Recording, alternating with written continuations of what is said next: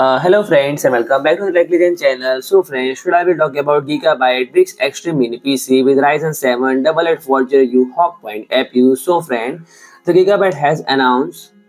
Brix Extreme Mini PC with powered by a last generation but decently powerful AMD Point APU and a plethora of connectivity options in a compact package. The system it comes with 28-volt Ryzen 7-8840U Pro APU which support 8th generation 4 core and 16 threads, and performance should be identical to its non-Pro counterpart, which should put it roughly in the same class as Intel Core Ultra 256 with Lunar Lake CPU, and the APU is paired with up to 64 GB of DDR5-5600 MHz memory and dual M.2 2280 slots take care of storage requirement, and both of which are user accessible. So friend,